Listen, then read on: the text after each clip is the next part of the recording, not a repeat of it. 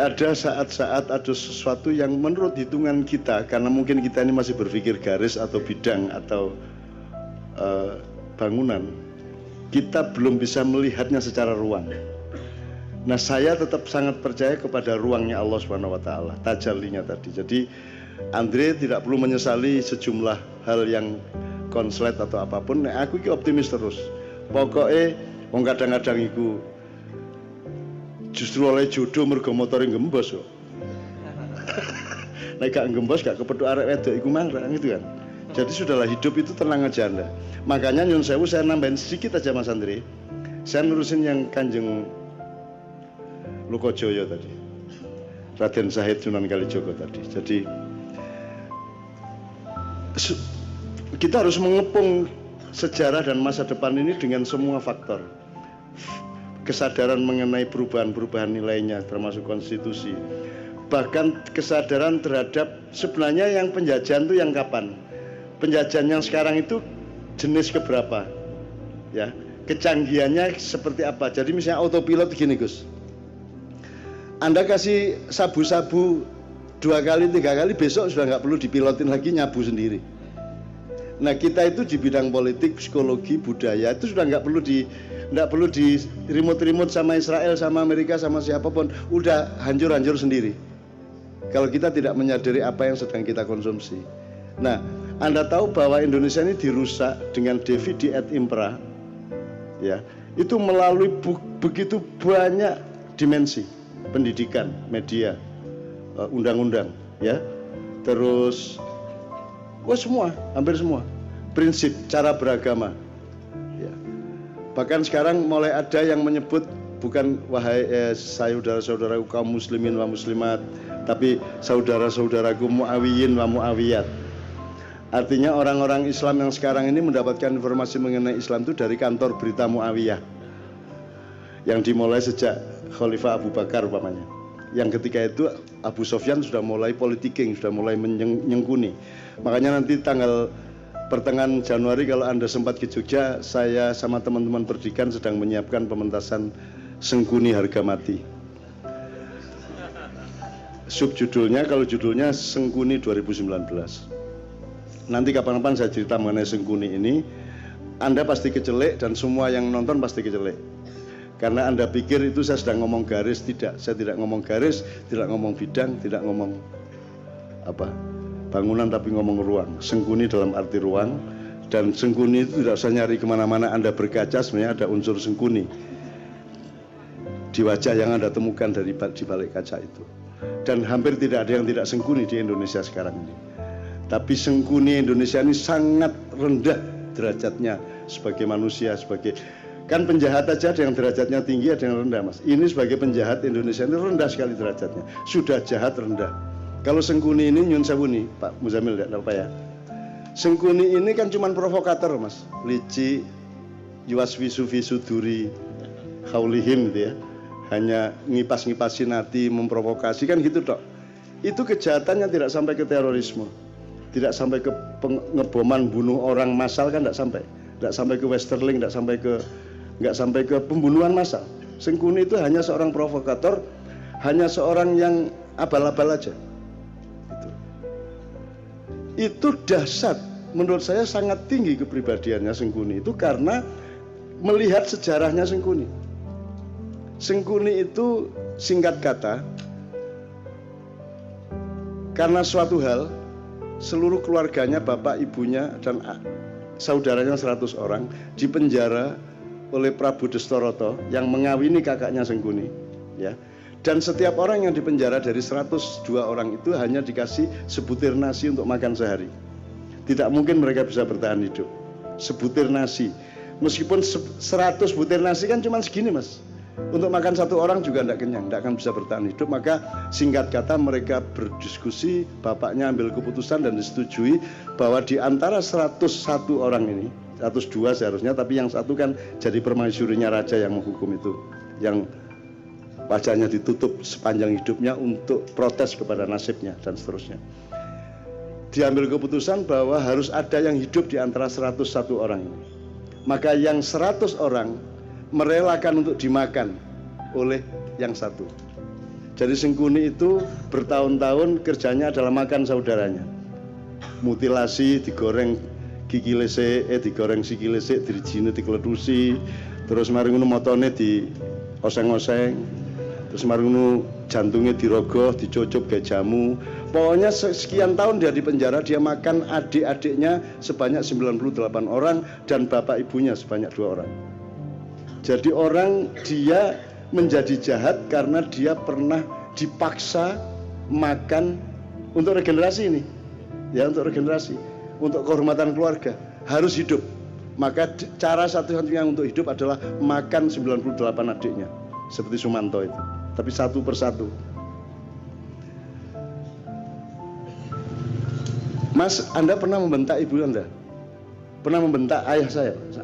Pernah membentak ibu? Kalau sampean sekali membentak ibu sampean stres enggak? Bisa enggak tidur tenang Anda? Merasa bersalahnya luar biasa, baru membentak ibu. Ini makan ibunya, bapaknya dan adiknya 98 orang. Terpaksa dia makan. Menurut Anda itu kejahatan apa penderitaan? Penderitaan. Dan orang yang menderita harus makan saudaranya sendiri segitu banyak dan bapak ibunya. Kemudian hanya menjadi seorang provokator, hanya menjadi seorang yang licik. Itu hebat enggak dia? Seharusnya Sengkuni menjadi teroris besar. Dia bunuh semua orang. Betul enggak? Harusnya dia obrak-abrik itu Astinapura, Indraprasta dan semuanya. Karena dia bermaksud baik, maunya Mbak Yunya itu kawin sama Pandu. Karena dia mempertimbangkan bibit, bebet, bobot. Perhitungannya sangat baik untuk berkeluarga. Tapi ternyata dia dikawini oleh kakaknya yang buta itu.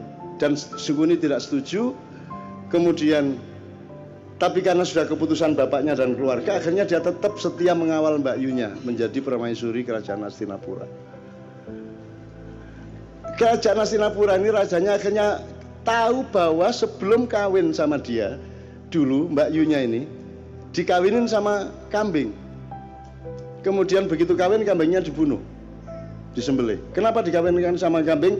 Karena menurut perhitungan primbon, neptunya tidak cocok antara Mbak Yunya dengan suaminya. Untuk membatalkan hitungan angka tadi, ya, weton tadi, maka dia dijadikan janda, menjadi lain lagi hitungannya, menjadi sah, tidak apa-apa secara ilmu kriptologi namanya ya. Oke. Nah, marahlah suaminya, loh ternyata saya ini kawin sama janda kambing. Marah dia, ditangkap semua, bapaknya Sengkuni, ibunya Sengkuni, adik-adiknya Sengkuni, 101 orang, dikasih makan cuma sebutir beras 1 orang. Akhirnya singkat kata Sengkuni makan itu, dan kemudian dia menjadi seorang provokator, seorang yang licik, yang culas. Serakah enggak juga loh. Sengkuni korupsi boh? Enggak.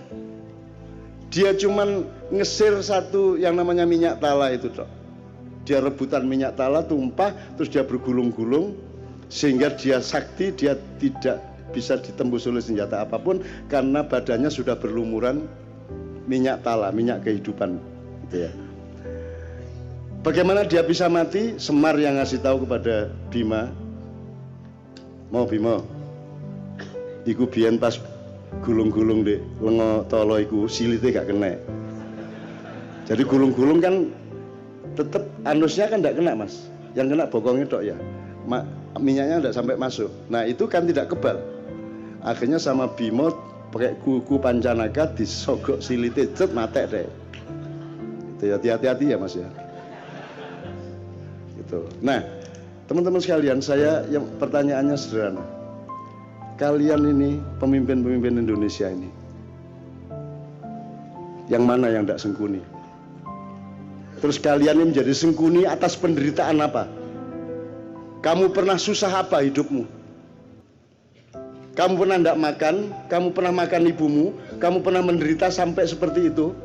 Kamu itu atas nama penderitaan yang bagaimana sehingga kamu jahat kepada rakyat itu? Apa alasan sejarahmu?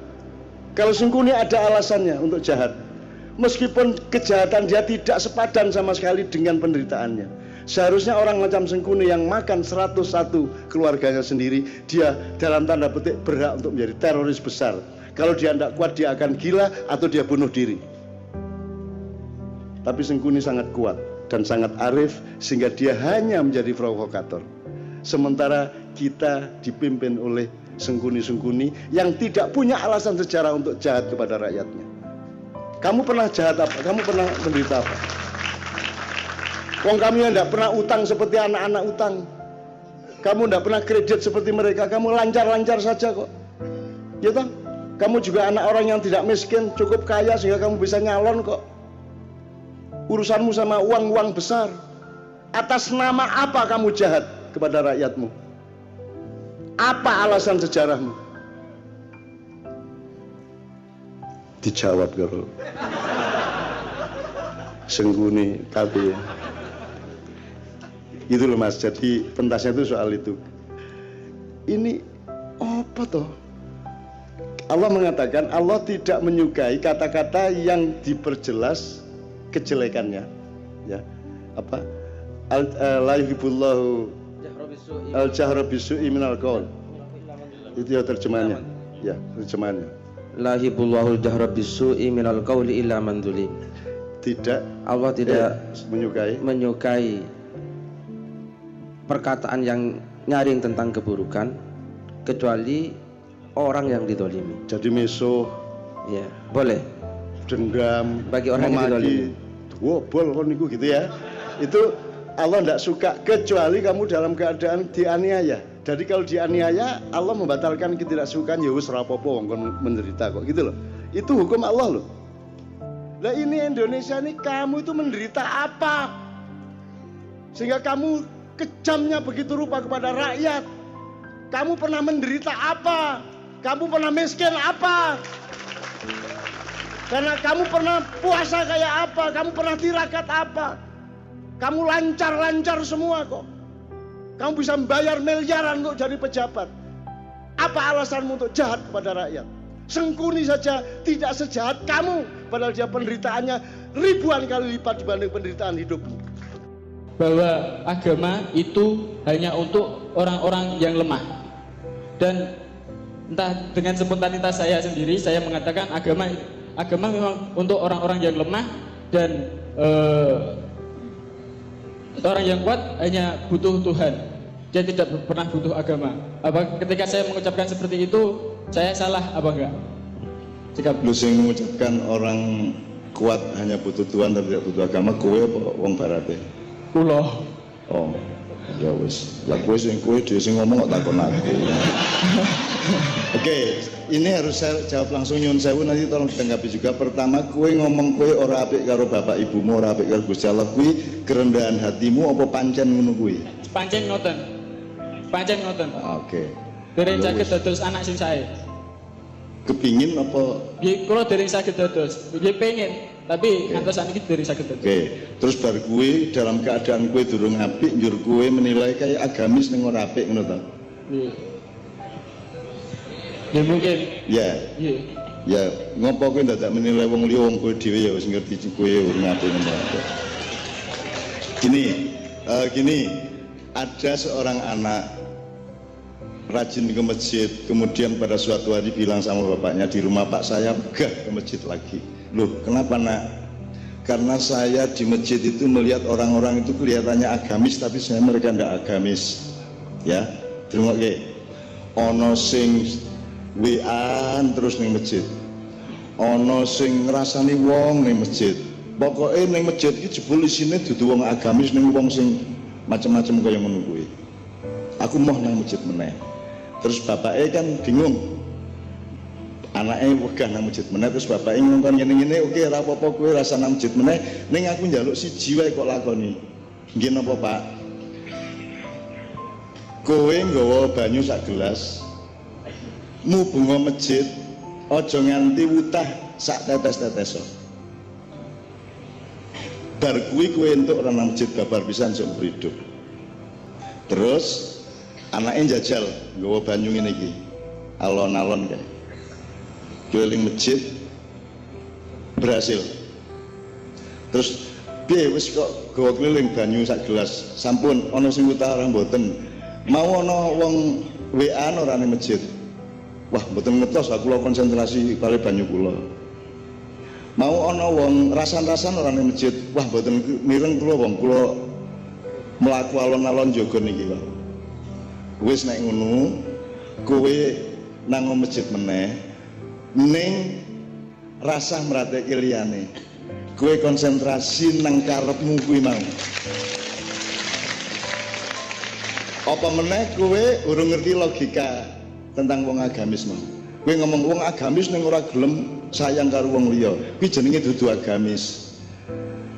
Ya, nek pelem kuwi, nek gula kuwi legi, nek ora legi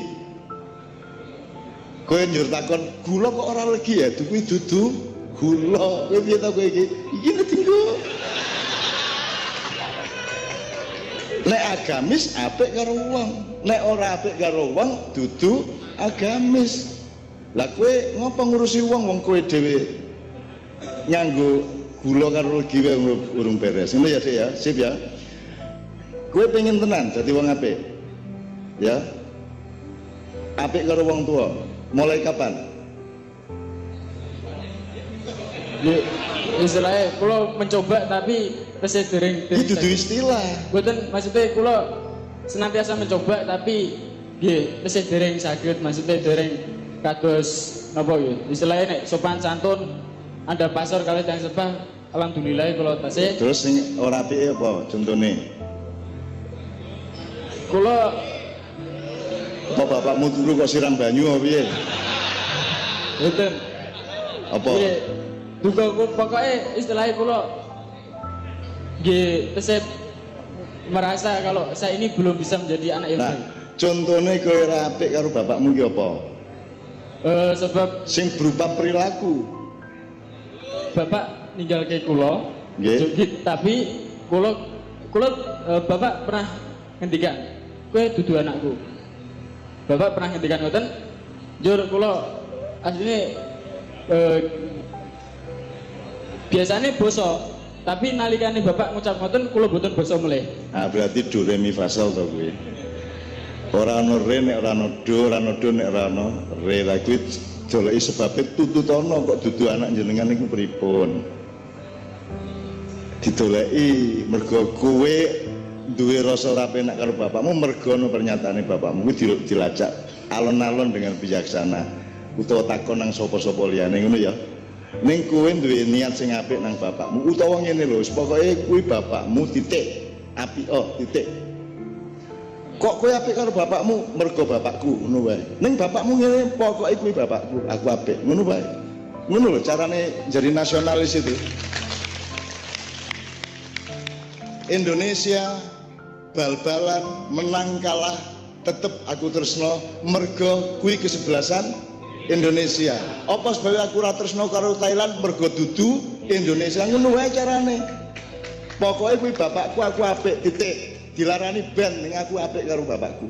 Aku ngono kuwi karo ibuku karo bapakku ya. Ngono ya. Wis mulai sesuk apik kowe ya. Hatimu breh ikhlas supaya Allah memberi petunjuk kepada kamu. Amin ya rabbal alamin ben rada lemu awakmu. Gering-gering ya, oke ya. Sip, Rashid. Amin ya rabbal alamin. Ini ya, oke. Berikutnya. Ya, ini ya Sid ya. Waduh, guru tenan gue ya. Assalamualaikum warahmatullahi wabarakatuh. Salam sejahtera untuk kita semua. Om Swastiastu. Perkenalkan, nama saya Muhammad Zaki Akbar Ibrahim Syaiful Mutakin Maulana Malik Ibrahim. Ghairil maghdubi alaihim waladdallin. Amin.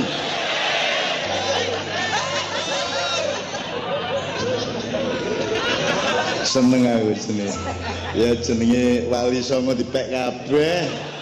Ora sisan Abu Bakar As-Siddiq, Umar tekan Muawiyah, Abu Jahal, Abu Lahab. Nyenengke aku ya. Mulane awakmu cilik mergo kabotan jeneng kowe iki. Oke terus. Begini Janur, tadi kan panjenengan sempat nyinggung tentang itu tadi do re mi fa sol dan adanya intoleran radikal itu sebabnya adalah itu apa tadi, ketidakadilan. Bukankah ketidakadilan ini bisa menjadi akibat juga? Jadi sebab dari ketidakadilan ini seperti apa? Dan barometer atau apa ukuran untuk menentukan bahwa ini adalah akar permasalahan itu seperti apa? Terima kasih. Assalamualaikum warahmatullahi wabarakatuh. Gue yang harap sinau tenan. Nek gue panjang harap sinau tenan, rada dawa waktune dan harus banyak bahan yang kamu baca. Kamu harus baca bahan sejak Renaissance, ya, abad 14 sampai 17 di seluruh Eropa, kemudian melebar sampai ke sini, sampai bagaimana Islam dipelkodo gampangannya ngono ya. Dan itu sumbernya sudah jelas di dunia ini. Jadi gue ngerti ya, nek Rohingya dipateni wong semono kae diperkosa, dunya ora nesu, ya ora. Nek ana wong Islam siji wae memperkosa wong Kristen, nesu kabeh, betul ora? Jadi memang ada ketimpangan pandangan di antara umat-umat di dunia. Ndak usah marah, tetapi mari kita bersikap bijaksana terhadap itu semua. Saya sampai hari ini punya hubungan baik sama semua teman-teman agama apapun sampai hari ini. Dan itu suku apapun juga saya punya hubungan baik, dari Dayak sampai Bali. Saya bahkan dimintai tolong oleh bedanda-bedanda Bali untuk kalau boleh mbok saya ikut ke Mekah. Padahal ning kono kan kudu KTP Islam gitu kan. Ya tapi itu semua contoh dari kemesraan saya dengan mereka semua. Hidup itu Anda kita kandani ya, di Quran aja dibilang sama Allah, di antara anak-anak dan istrimu itu ada musuh bagimu. Kui keluarga, kui ono musuh. Ojo meneh kok masyarakat, ojo meneh kok bangsa, ojo meneh kok umat manusia. Jadi banyak musuh di sekitar kita. Ning kowe rasa musuhan. Ngerti waspada nek kae janjane atine musuhi aku, ning aku beragak ora apa-apa, aku tetap berbuat baik, ning aja wani-wani kowe arep natoni aku. Mula aku tak sakti ben kowe rasa natoni aku ngono. Dadi ora semua diungkapkan. Saiki lak sumbar terus. Wong Islam terutama sesumbar tiap hari. Wes ngene-ngene terus. Takbir. Takbir. Ora tahu istighfar, ora tahu. Tahmid ora tahu, takbir doa. Gitu ya. Saya tidak menyalahkan, tetapi saya kira itu lahir dari semacam rasa trauma dan paranoid ya yang dialami oleh hampir semua pihak. Pak Kapolres, saya menangani yang soal Nyun Sewu, yang soal pemindahan sholat Jumat dari Sudirman ke Monas. Saya menangani Borobudur untuk bisa selamat dan tidak ada pembakaran, tidak ada pembunuhan, tidak ada bentrok ya. Sampai tanya kepada atasan sampean. Tapi saya caranya menangani adalah saya mencoba tidak ngomong apa yang seharusnya tidak boleh saya omongkan. Saya tahu tapi saya tidak harus ngomong, ngerti ra? Nek misalnya gini loh, kowe ngrukunke bocah loro. Kowe ngerti iki ngene janjane. Ning nek kok omongke karo-karo ning tambah bentrok. Ya ra? Ya ra? Kan ngono kuwi. Nek ngrukunke wong iki dijaga, dosisnya dijaga supaya kita saling mendapatkan kebijaksanaan satu sama lain gitu deh ya. Nah, kalau mau mempelajari itu banyak sekali deh. Coba cari googling ya, Illuminati, Freemason ya. Kamu cari Templar Family, kamu cari Rothschild. Nah, kamu browsing itu dong, nanti kamu ketemu bahan-bahan macam-macam dan kamu akan tahu bahwa seluruh bangsa di dunia ini dikendalikan oleh sejumlah kelompok orang. Gitu ya. Ning tak sarankan rasa banget kamu golek kuwi engko ndak kowe stres dhewe, ra sida rabi. Mending kowe saiki nyambut gawe, rabi, berbahagia karena Allah nuntutnya cuma itu. Allah tidak akan marah kalau kita tidak bisa mengatasi dunia. Sing penting ku anfusakum wa ahlikum naro. Mending kok pastikan kuwi. Engko malah nek kowe mikir kuwi ku rabi ra sida. Kok ra iso iki Dek, piye Dek? Terus bojomu sampean ku kan mikir dunya. Ngono. Ayo coba diusahakan lagi ya. Malah ra iso keblen kowe. Ya. Ya. Urus dirimu sendiri, baru urus orang lain. Beres mandiri dirimu dan keluargamu, baru kalau bisa sodako dikit. Kalau tidak bisa tidak usah sodako. Sodako itu hanya untuk orang yang punya sesuatu yang lebih untuk disampaikan kepada orang lain. Ngono ya, sip ya. Oke, Tepuk tangan untuk dua penanya kita yang luar biasa. Kalau saya ngomong dari agama saya, itu kan dalam rangka bersedekah kepada Indonesia. Dan itu harus baik. Saya tidak boleh menggali apapun dari agama saya yang kira-kira bisa merupakan sesuatu yang negatif bagi Indonesia saya. Karena memang kewajiban berislam adalah rahmatan lil alamin dan harus menyumbangkan kemaslahatan. Kalau dari agama saya, kebenaran yang cair, yang masih universal namanya khair. Maka di Quran disebut yad'una ilal khair, itu artinya kebaikan yang masih universal, yang masih belum berbentuk, itu kita anjurkan saja bolehnya. Tapi kalau yang sudah ma'ruf, wa ya'muruna bil ma'ruf, itu kebenaran yang sudah dirumuskan, sudah disimulasi, sudah diperhitungkan, sudah disepakati sedemikian rupa menjadi hukum padat positif, itu disebut ma'ruf. Maka ma'ruf itu adalah kewajiban pemerintah dan semua yang dibayar oleh negara dan rakyat untuk menjalankan ma'ruf ini. Ya. Jadi ini bukan amar ma'ruf nahi mungkar. Kalau amar ma'ruf itu tugas pemerintah.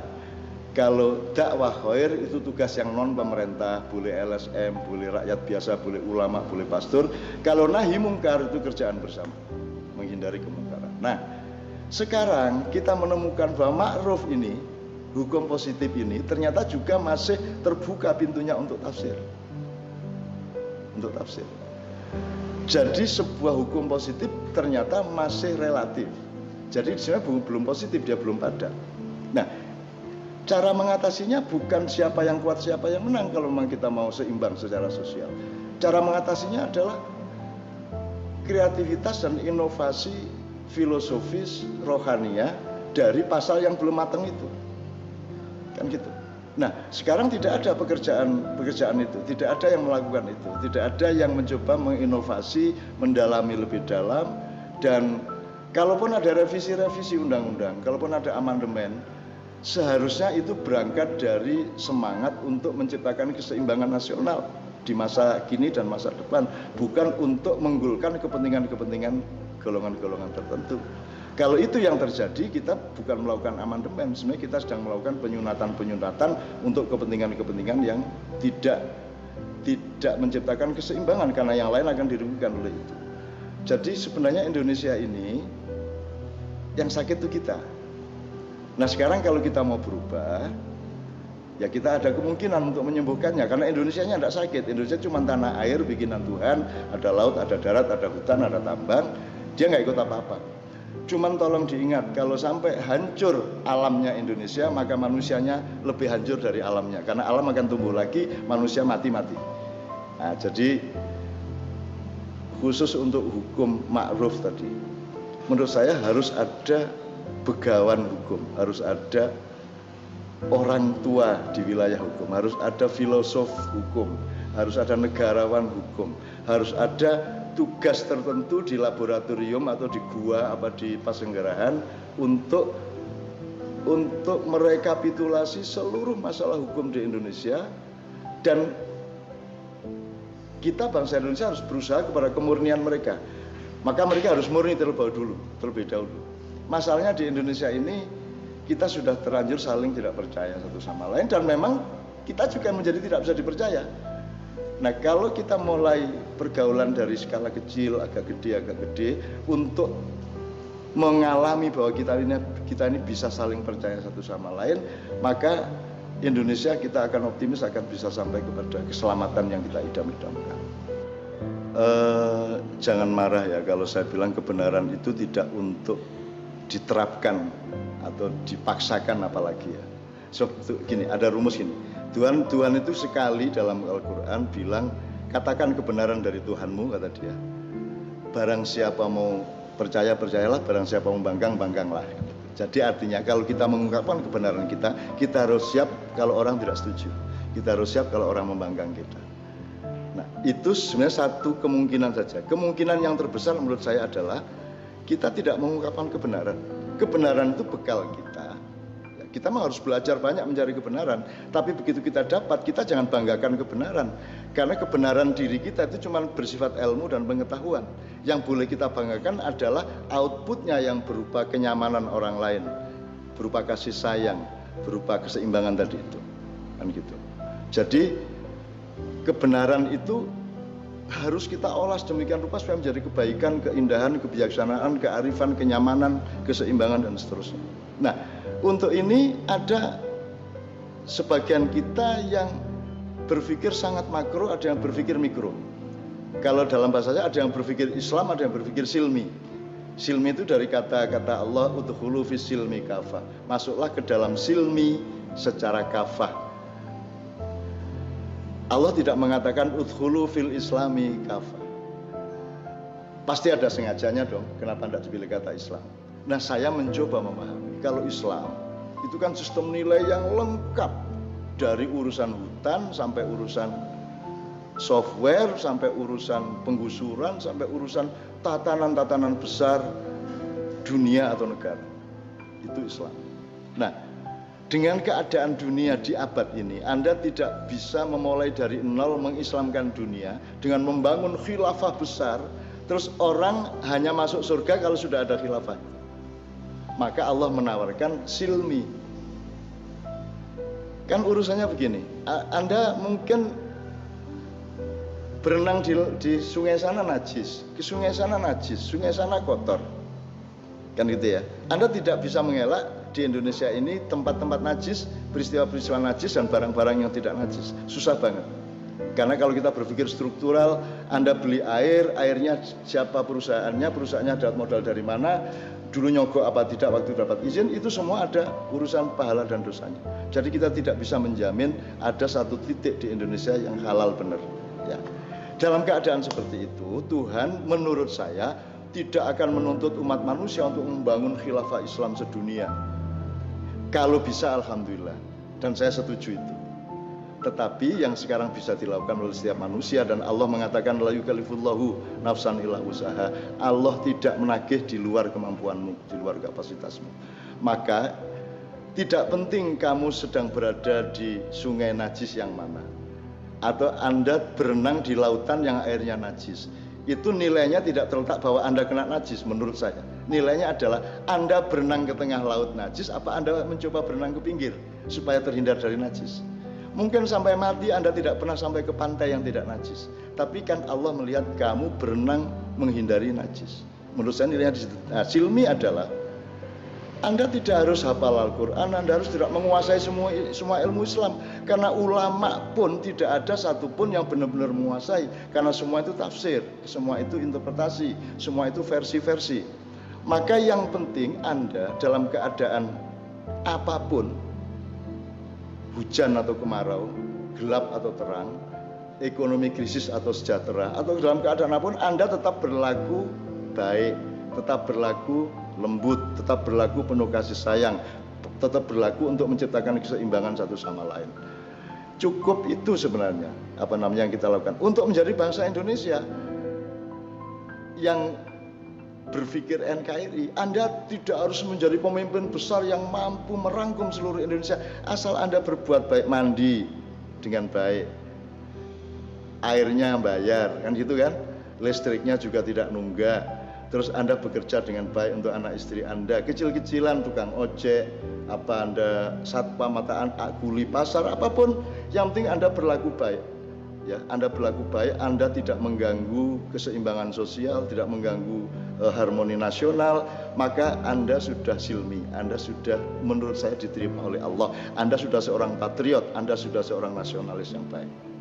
Jadi kalau kita naik bis, itu rasa kita rasa bis, bukan rasa kol, bukan rasa kereta api. Jadi cara berpikirnya, cara berhitungnya ya bis, terutama sopirnya. Mau belok di perempatan, mau nyalip, itu dia harus tahu besarnya bis, gitu kan. Jadi cara berpikir orang naik bis adalah cara berpikir bis. Kalau kita orang NKRI, sikap kita harus sikap NKRI, cara berpikir kita harus cara berpikir NKRI, bukan cara berpikir PDIP, bukan cara berpikir Golkar, bukan cara berpikir Hizbut Tahrir, bukan cara berpikir Nasdem atau apapun. Cara berpikir kita harus NKRI. Kalau Anda berkuasa, Anda justru yang paling berkewajiban untuk berpikir NKRI, bukan berpikir kariermu sebagai presiden, kayak sebagai menteri, tapi berpikir mempersembahkan seluruh jiwa raga kita ini untuk kepentingan utuhnya NKRI, tunainya NKRI itu. Saya kira itu salah satu kelemahan kita, karena kita berpikirnya tidak berpikir base, kita berpikir, wah kita menumpang bagian belakang, kita harusnya di depan dong. Terus yang di depan sombong kepada yang belakang. Dan seterusnya ya. Nah, saya kira salah satu yang harus kita rubah dan harus kita jalani sejak sekarang adalah berpikir NKRI. Nah, berpikir itu misalnya gini, tidak ada dong kalau kita berpikir NKRI, tidak ada kelompok Bhinneka Tunggal Ika. Masa Bhinneka Tunggal Ika kelompok? Kalau Bhinneka Tunggal Ika itu kalau kita mau unjuk rasa Bhinneka Tunggal Ika, ya semuanya kita ajak. Karena penduduk manusia, jin, setan, iblis, demit, segala macam itu ya Bhinneka Tunggal Ika. Ente juga jangan pikir cuma manusia yang menghuni Indonesia, ada banyak yang lain dari masa silam maupun dari masa depan, ada yang dari langit, ada yang dari Homo sapiens, ada Homo masih ada sisa-sisa semuanya itu yang jadi penduduk. Dan semua kita terima. Bagaimana cara kita menerima semuanya kalau memang Bhinneka Tunggal Ika? Satu-satunya jalan kita harus punya kematangan, harus punya keluasan berpikir.